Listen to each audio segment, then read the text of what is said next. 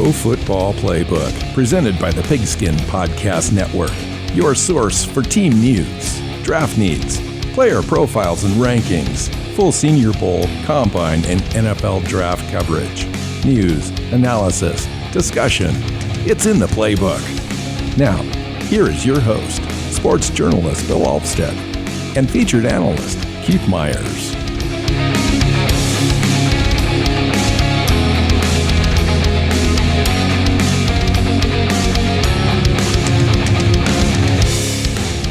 Hey, Pro Football Playbook Podcast listeners. I'm your host, Bill Alvstad, sitting down with Keith Myers, and we're here almost at the eve of the 2022 NFL Draft, and Keith has put together his final two-round mock draft for us to talk about on the show, and we're going to do that. We've got a little graphic. We can kind of roll through the picks and talk about what you did. Thanks for bringing it in, and thanks for coming in and sitting down, Keith. Yeah, this is fun.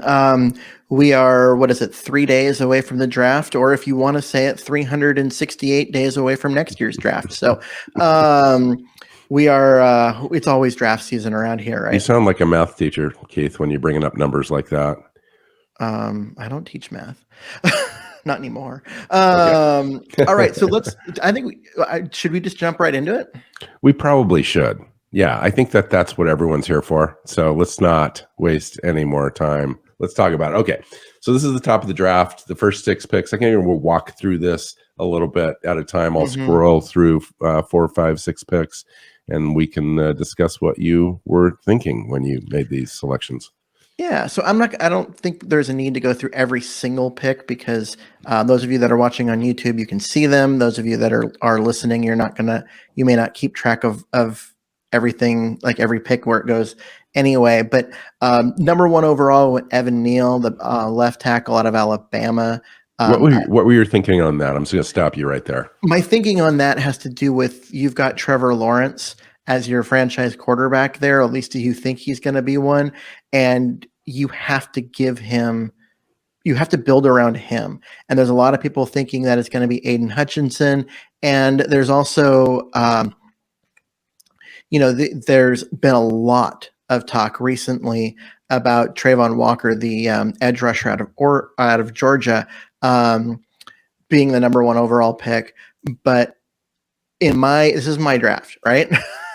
Doesn't have to be as accurate as there. If I was doing this draft, I don't think this is inaccurate, actually. I think Evan Neal's got like a 50-60% shot of going here, and it makes a lot of sense to me in the same way that it makes sense to you. You're going to give them that pick on the offensive line. That's a team that has needs all over the place. So I don't think they can go wrong here if they pick offensive tackle or edge. I just think that this is a better fit today, right now, for them. And Evan Neal's a hell of a player. He just is. And it's a great fit. And the same argument can be made with the 4th overall pick with Ike Ekwonu, the offensive tackle out of NC State, going to the Jets. They've got their quarterback, they think, in Zach Wilson. Give him an offensive tackle. In this case, it's a right tackle to go out there and just help your quarterback be better. And then, of course, between them, you've got the 2 defensive ends that a lot of people are thinking at the top with Hutchinson. Yeah, he's definitely going to be an upgrade over Fant there on the right side for the Jets. They've got Becton on the other side. They're kind of not completely happy with him either, but I think if they start winning and they start having an offensive line that kind of gels together, I think that relationship gets a little better too. So I think that's a good pick there. How about Ahmad Gardner? He seems to be all over the place in mock drafts the last couple of weeks. People seem to have a hard time figuring out which team he's going to go to and if he's going to go in the top 10 or if he's going to slip slightly. I don't know. I think he's the best corner in this draft. He seems to be consensus that he over Stingley Jr. is the best one, mainly because we haven't seen Stingley Jr. in a couple of years play at that super high level. I mean, if you look at his 2019 tape, you're thinking Stingley Jr. is possibly a top 2, top 3 pick. But it's been a couple of years since we've seen it. And so Garner gets that spot. He goes at 5 to the Giants. He didn't have to go there. I could have sent him to the other Giants pick, and it wouldn't have mattered much overall for the draft. But I just thought he was the best player available there. This fits. They need corner help. so that he went to the Giants. Yeah. All right. Let's go scroll down a little bit and get into our top 10 overall. Any surprises here? Any players that you thought you weren't quite sure, but you went ahead and did it? And I noticed also a little bit of a trade there at 9, so we can talk about that. We'll get to that one. So 6 was hard because it's the Panthers, and they need a quarterback. Ultimately, I don't believe in the quarterbacks in this draft enough to have them take one. I went with the best offensive tackle available because if you're them, you're going to get a quarterback a year from now. Once you can get out of the Sam Darnold mess you're in, and you might as well have your left tackle in place when you do draft that quarterback. So that was the thinking there. And then after that, I mean, it's just things that make a lot of sense for the teams with Walker and Wilson. And then we get to pick 9, which is where Seattle was sitting. And I get the only trade that I did in this. So I'm going to scroll back up so we can see that trade. Okay. So in the trade, the Saints made a trade about a month ago to get a second first round pick at 16 and 19, giving up stuff next year. You don't do that unless there's more to it. There's something else that you want. There's part of it. And so I believe that they have a trade lined up with a top 10 team to move up into that spot to get a particular player if he's available. And that is what we've done here, is they've moved up into 9 where Seattle was, giving up picks 16, 19. In this one, because of it was a 2-round mock, so I had to mess with it in order to get it to approve it. Hence, that's where the thing is. But then the Saints get the number 9 overall pick and then 41 in the second round in order to make that work. And they move up to take Malik Willis out of Liberty. He is athletically, in terms of his arm and everything, he's the best prospect. He's got a lot of room to grow, but they've got Jameis Winston for the next year. It's a great situation for Willis. It's a great situation for the Saints. And if they're going to move up to take a quarterback, he's going to be the guy. And that's a good spot as far as value for them. And he made it past Carolina. So they went up and got him. They also need to make sure they get him before Washington picks at 11. And so that was the other part of it is wanting to get up above Washington. So they move up, they take Malik Willis on there. And then after that, the next few picks, this is about okay, there's these other guys that are top 10 talent level, or maybe just outside of it, but they're the obvious ones that you see at the top of most mock drafts. It's about getting them out onto teams where they can do different, because there's no way that you want a guy like Jermaine Johnson dropping into the 18 or something like that if you're trying to put together a good mock. And so Stingley Jr. goes to the Jets, Kyle Hamilton to Washington, Jermaine Johnson to Minnesota, Trent McDuffie, the cornerback out of Washington, and then Jordan Davis to Baltimore, which is a pick that I absolutely hate because Baltimore, they're always good on defense. And why do we have to keep giving them really good defensive players? But was there any player out of this bunch that you were surprised that you would be surprised when the draft happens that would be sitting here? I was a little surprised that Kyle Hamilton dropped to 11, but that really happened because of the trade with Seattle and Malik Willis going above them, and then also a wide receiver going at 8, which kind of made all that work, and it just pushed Hamilton down a little bit. I kind of expected him to go a little higher, but it just didn't work out when I was looking at combining player to team. Is there any? We'll move along here. Is there any player? So now Seattle has a couple of picks here in this group. Is there any player that you expect to jump in at the draft that's completely out of nowhere? Is there any player that could do that? Looking at this group, Drake London, the wide receiver out of USC, which I have going 17 to the Chargers, which is not a pick I loved because I think they are going to go defense, and more defense because of last year's team where they were great on offense and terrible on defense. But there wasn't the guy that really fit what they needed kind of in that range. So, figure give your young quarterback another elite weapon. He could go higher. Absolutely, he could go higher. Really, how about the Eagles and the Seahawks picks there. There's 2 picks for each. That's fascinating to me because you just don't see back-to-back first-round picks very often, and it's kind of it's crazy. Eagles, Seahawks, and then the San Diego pick, and then Eagles, Seahawks again. And so really what it came down to when it was receivers was Drake London or Jameson Williams. Who goes higher? I put Williams to the Eagles. It could easily be London. And then you just switch those picks. Trevor Penning and Andrew Booth Jr., the cornerback, to Seattle. And I mean, those they're in need a lot of of sense for Seattle. They very desperately need both. And then, of course, the linebacker Devin Lloyd from Utah to the Eagles, which they need. I like Devin Lloyd as a prospect. I really do. He reminds me a little bit of Bobby Wagner. Devin Lloyd probably would have been, if I wasn't doing where I was picking for everyone and I was just picking for the Eagles, I probably would have taken Devin Lloyd at 15 to make sure that you got him, and then taken whatever receiver was available at 18. Basically, you're at that point, you're giving the Chargers their choice of wide receiver and going ahead and taking, whichever one they don't want in the next spot. All right. I see a quarterback coming off the board here to Pittsburgh. It makes complete sense. Yeah. Well, it doesn't. Let's talk about that first. Sense. Okay.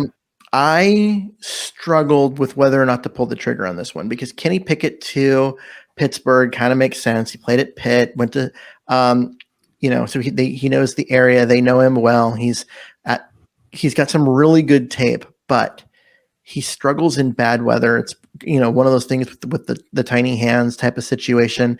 And so do you really want a quarterback that struggles in bad weather in Pittsburgh? I mean, he's a guy that you'd want in New Orleans or LA, someplace where Arizona, where the weather's always nice, or you play indoors. Even Minnesota wouldn't be a bad place for him because they play indoors.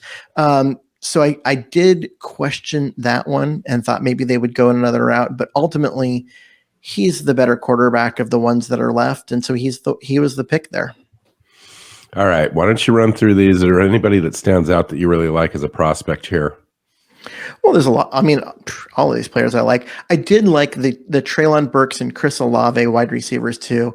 Those are both teams those are perfect choices for those teams. Those are guys those are teams that need wide receivers in New England and Green Bay, and I thought that fit really well. I really like that. And Buffalo getting Devontae Wyatt, the defensive lineman out of Georgia. God, talk about an embarrassment of riches on their defense right now. And and of course, getting Zion Johnson, a guard center, to the Cowboys. The Cowboys used to have the best offensive line in football, and now it looks like it's going to be just a dumpster fire. So getting the top interior linemen to come in and help them made way too much sense. All right, let's see if I can sneak in. I can. All right, so here's the balance of the first round. Let's talk about that a little bit. Nakobe Dean, I like. He's a little bit short. He's a little undersized, but tremendous ability. Speed, ability. His tape is great. I can't even believe Karlaftis is still sitting there for the Tampa Bay Buccaneers. There's some reason that Karlaftis has kind of fallen a little bit over the last few months, but I still think he's a quality player, and I think he'll be a pro's pro. He's a guy that shows up to work every day. David Ajabo had the Achilles at his pro day that really pushed him down. A lot of boards have him dipping into the middle of the second round. I don't see it. I think he's still a tremendous value, even if he only gives you half a season in 2022. He's going to be a tremendous player going forward. Yeah, and I just looked at it. They need this. The Packers need a wide receiver first and foremost to replace Adams. So they got that. The second one, they need an edge player. They need a pass rusher to replace Smith, who left. So that was Ajaba's the best available at this point. Yeah, he tore his Achilles and he may not play, at the beginning of the season, but he's an elite prospect who would have been significantly higher if it wasn't for that injury. And I just think he's too good for them to pass up at the spot. Kansas City finishes out 29-30 with Jahan Dotson, the wide receiver. Obvious choice there. Daxton Hill at safety. Tyler Linderbaum goes to the Bengals. I like all these picks. They're just like perfect picks for these teams and line up with their needs. And then Desmond Ridder comes back at the Lions. You're going to love that one because it's pick 32. So it's the end of the first round. And they're sitting there at 32. They already got their pass rusher. Yeah. They get to get their quarterback when they still have a fifth-year option. Yes. And a guy in Desmond Ridder. He was the guy that I really thought about sending to Pittsburgh instead of Kenny Pickett. And then, of course, Kenny Pickett would have gone there. But there's something about Pickett to Pittsburgh after playing at Pitt. It just makes a lot of sense, and it's way more fun to think about, him staying in town, just moving to the pro team, and then Ridder going to the Lions. Nice. All right. Let's get through round 2 here and see what we've got. All right. Round 2. Why don't you run through the first 6 picks of round 2? Okay, so it opens with Breece Hall, who's I think the best running back in this draft, going to Jacksonville, and I'm sure some fans will be like, running back that high, but you've got your quarterback, right? I said that the Evan Neal pick was about helping your quarterback. Well, this one is also about helping your quarterback by giving him an elite running back to work with. The Lions are back on the clock again. And so Lewis Klein, great safety prospect, really kind of helps their defense out. They already got the pass rusher and quarterback, so that made sense. The Jets have 2 picks in this range. They got a wide receiver, which they need to help their quarterback in George Pickens. And they also got an offensive lineman in Kenyon Green, which I think they also need. The Giants did not grab an offensive tackle in round 1. So I've got them taking Bernard Raymond in here in round 2. He's a guy that can come in and start and be that upgrade that they need at offensive tackle. So it made a lot of sense, and it also allowed them to get that high end talent and not reach for an offensive tackle, where they were. And then you have Boye Mafe, who is a big time edge rusher out of Minnesota, going to Houston, who, let's face it, Houston can pick any position at any round because they just need roster help everywhere. Anytime you can get an elite player, you got to grab them, and especially at a premium position. So I'm a little surprised at how high Breece Hall went, and I'm a little surprised at how low Boye Mafe is going. I've heard that Boye Mafe could rise up into the back end of the first round, and Breece Hall could slide a little bit into around the 50 range. But value-wise, I understand these picks. Yeah, running back is not a premier position, but my philosophy with Jacksonville was build around your quarterback, and every pick needs to be either building around your quarterback, or if there's, if it works out, you can go grab a defensive player. Build around your quarterback first. So offensive tackle, running back. They need a wide receiver, which I think they'll get later in the draft because there's some really good ones. We'll just make it work. Yeah. All right. Let's move picks 39 through 44. Roger McCreary, cornerback, little short-armed guy, but very sticky and quick. Arnold Beckety out of Penn State to the Seahawks at 40. That traded pick at 41 is no longer there for Seattle. It's now New Orleans. Logan Hall, the defensive lineman. Sky Moore, I like. Matt Corral at 43 to Atlanta makes a lot of sense. And Jalen Petrie, Baylor, to the Browns. Atlanta needs a quarterback. They traded away Matt Ryan. They're in a rebuild. They don't necessarily want to win too many games this year because they're trying to, have those draft picks be high next year.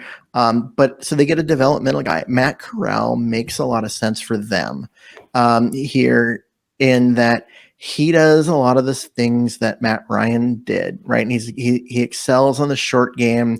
He moves around a little better than Matt Ryan, but he's not as accurate as Matt Ryan. They're both were great on the short to medium routes, not necessarily great throwing deep. And it just ends up working out as a good fit.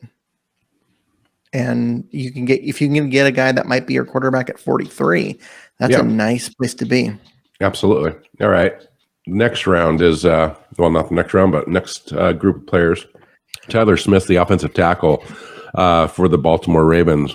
That's an interesting pick for me. We'll come back to that in half a second. Kyler Gordon comes off the board. Kenneth Walker, the third to Washington. Christian Watson, I think, is underrated, but he's got some work to do. But man, what a player that guy could be. Christian Harris out of Alabama. Trey McBride, the first tight end, I believe, to come off the board to Kansas City. That makes a lot of sense too. Mm-hmm. Yeah. So you said you wanted to come back to Tyler Smith. Why? I just think it's an interesting player because he's just into that. He's in that in-between mode. He's not the premier guy. Is he going to play tackle at the NFL level? What goes on with Tyler Smith, and why is he kind of this second tier, leading the second tier group of offensive tackles that will come off between now and say pick 100? Because if he plays offensive tackle, he's struggled a little bit with the elite speed rushers getting around the outside. He's got quick feet, but just he's a little slow out of his stance in terms of some of the elite, super quick to pitch guys next level. And if he moves inside to guard, which I think is where he might end up, he's a little tall, so he'll sometimes lose leverage because of his height. But there's no doubting the talent one way or the other. He's a guy that could go either way. And honestly, he kind of reminds me of a guy like TJ Fluker, who came up with the Chargers, who was a really good looking right tackle, just a mauler. And at his first couple of years, moved inside to guard later in his career, but he can kind of do both. And I think that getting a guy that's a good run blocker that can do a lot of nice things for you is something that they need to do for Lamar Jackson. Christian Watson, we give a weapon to Chicago. I like that pick. I mean, they need weapons. I think they need it. They, again, it's another team. They've got their franchise quarterback at last year. At least they think they do. Mm-hmm. Give him some weapons. Give him some talent to work with. So Kansas City got a Dotson as their wide receiver in the first round, back-to-back picks, and then Trey McBride goes to them at 50 to help Kelsey out a little bit on the other side.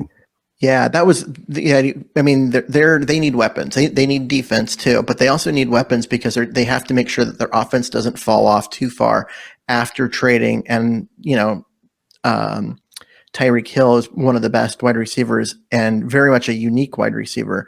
And so, yeah, they got him a receiver. Now they get a tight end who's kind of a do everything guy, good in the receiving game and as a blocker. Helps out Kelsey. Kelsey's also had some games where he's missed with injury, and he's good enough that when he's gone, everybody notices. And so giving them another tight end to just kind of pick up some of the slack if that happens, just felt like a good pick for them. And it gets them to spread out those targets over more people. All right. Travis Jones goes to the Eagles. Quay Walker goes to the Pittsburgh Steelers. That pick. Let's give them some more speed at linebacker. Okay. Jake Jackson to the Packers. Brisker goes to the Patriots. Nick Benito is a great player. I really like Nick Benito from Oklahoma. Goes to the Cardinals. Perion Winfrey, again, great interior offense or defensive pass rusher type, 3-tech. goes to the Cowboys. John Mechie, who was hurt this last year at Alabama, goes to Buffalo, and Kingsley Enagbare, South Carolina edge rusher, goes to the Atlanta Falcons. So what do you think of this little trio of players here at the end there? Winfrey, Mechie, and Enagbare. Well, I think that Enagbare waiting to 58 and dropping that far was a surprise to me. But it just looking at, lining things up, and, the Patriots needed a safety, and Dallas being able to go get an interior pass rush to match with their, their other guys and that kind of stuff, that it just felt like they needed that. And then, Buffalo already got, their linemen. So going and getting a receiver in this receiver heavy class and getting that, he was hurt last year. But there's no denying the talent. And he comes in, there's not a lot of pressure on him to produce right away because they've got guys. But again, the talent is obvious. And so he can come in, get himself up to speed over, a few weeks, half a season, and then begin to, kind of assert himself on that offense. And nice. And it's Josh Allen's got to be happy with that pick. It just, I'm sure. Yeah. I'm sure. All right, let's see if we can. Yeah, we're going to close this thing out. So let's talk about the final 6 players on this mock draft, Keith. Yeah, so Darian Kennard goes to Green Bay. Jalen Tolbert, the wide receiver, to Tampa. Chad Muma, the linebacker, to San Francisco. Cameron Thomas, the edge rusher, to Kansas City. Nicholas Petit-Ferre? I don't know. Ferre. It looks French to me. The offensive tackle from Ohio State goes to the Bengals, and then Greg Dulcich, the all-around tight end, goes to Denver with the last pick there. Replaces their tight end they shipped to Seattle in that Russell Wilson trade. So Wilson's happy about that. Yeah, so that was kind of the thought process there. Was they needed a tight end, they lost their best one. Give Wilson another target and another tool. Makes sense. Yeah, I've literally never seen a draft lineup so well like a 2-round mock, dude. Like, you nailed this for every team, every pick. I mean, it's crazy. It's like it's a very well thought out draft. So the only thing up to you. One, there's no trades because I tried to getting that one trade to get New Orleans to move up to get their quarterback was hard enough to make it work. I didn't even bother with the rest. And then the other thing is, because I'm picking for everybody in here and trying to go through, there's a certain degree, like Darian Kennard, offensive tackle, going to Green Bay at 59. They're going to get a starting offensive tackle at 59. Yeah, they've had a great draft. So if you go back and look at Green Bay's picks, Drake Jackson, the edge, we didn't even talk really about him. And you go back into the first round, and Green Bay picks David Ojabo, and then they've got Chris Olave. What? Mm-hmm. It's like the rich just get richer, and that just happens sometimes. But good, it's a great draft. So, and then San Francisco, Chad Muma, the linebacker out of Wyoming. San Francisco's front 7 gets better, and the AFC West kicks themselves because that front 7 just never seems to deteriorate no matter what happens. It just, every year they reload it. And Muma's a good player. Fun, Keith. Thank you for putting that all together. And Evan Neal at the top. I like that pick. I actually think that's actually what's going to happen. And I think it kind of looks like this at the top of the draft. Now, Charles Cross, there's been talk about him falling a little bit, but not very far. Yeah, and I could see, a guy like Trayvon Walker moving up, and instead of Thibodeau moving. Yeah, down. And Thibodeau moving down, but I don't think Thibodeau's going to get out of the top 10. So flip those two if you want. It really comes down to me with pick 6. With Carolina, because Charles Cross at offensive tackle, he's the 3rd offensive tackle off the board there. And is that where he goes, or do they go a different direction? And if they go a different direction, that could really alter things, because then you're looking at let's say they decide to go in and get a guy like Jermaine Johnson at, the edge player at that spot there. Yep. Or Kayvon Thibodeau and Trayvon Walker went above. And so Jermaine Johnson then moves up to New York at 7. And it's just everything can get really screwy beyond there. It is possible that this draft doesn't have a wide receiver or a quarterback taken in the first 12 picks. Now, it's harder when you get past 10 or 11, but I mean, you got Wilson at 8, and then you go all the way to Jamison Williams at 15 before there's another wide receiver. It is possible that Garrett Wilson doesn't go here, and Atlanta goes with the Stingley or Kyle Hamilton. They could use some secondary help there too. So fascinating. And then, but if Wilson drops there, who grabs him? Because I don't see him dropping to 15. Because someone's going to grab him, and it's probably going to be Baltimore at 14, because they'll just get, getting a guy, an elite receiver like Garrett Wilson to help out Jackson. Yes. I mean, what's the downside, right? But that frees up Jordan Davis. And does Jordan Davis then give the Seahawks pause about Trevor Penning at 16? That would give me pause, because, Seattle's going to that 3-4 defense, and they could use a nose tackle, and I think that Jordan Davis, you always hear about John Schneider talking about tilting the field with players, and Jordan Davis is kind of that sort of player. He's going to come in and he's going to be the alpha of your defense immediately, and I think he's more than just a nose tackle. I think that's what they asked him to do at Georgia, because he's just that guy. But he's got the athletic upside and the speed to kind of stunt, to get around players, to push guards over, and just get to the quarterback and be a major disruptive force in the middle. I think he could end up being the best player out of this draft. And I'm not kidding.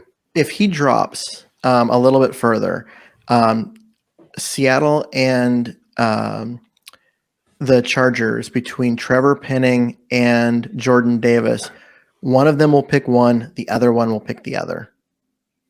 And I just think that that's where those two guys go. Interesting. All right, cool. Well, we're only 3 or 4 days away, depending on when you listen to the show, from the NFL draft, which begins on Thursday at 5:00, continues at 5:00 on Friday, and then starts early, 9 a.m. Pacific time, on Saturday morning, as well as it finishes out. So 3 days, lots of fun. Go follow your team. Come back and tell us how we did on our mock draft next week when we talk about what happened in reality. It should be a lot of fun. I will tell you, come back and tell us how we did. I already know the answer to that. It's awful, because no mock draft is ever good. This one is actually, I'm impressed with this one. I see a handful a week, and this one's actually really aligned, thought out well for each team, and it makes a lot of sense. It doesn't mean it's going to happen that way. It's not going to, which means it's not going to happen. You have the type of player in the value position where it makes sense, and that's all you can do. Yeah, that's what I tried to do. Yeah, perfect.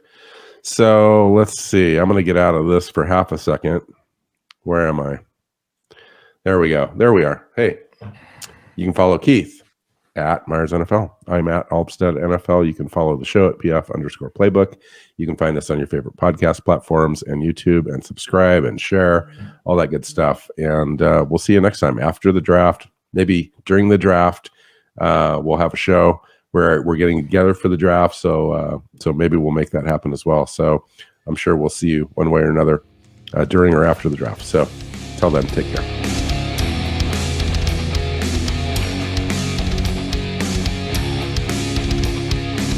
Thanks for listening to the Pro Football Playbook Podcast. Follow Keith at Myers NFL. Bill is at Alvstad NFL. The show is at PF_Playbook. Listen and subscribe on your favorite podcast app or YouTube, and at our website, profootballplaybook.co.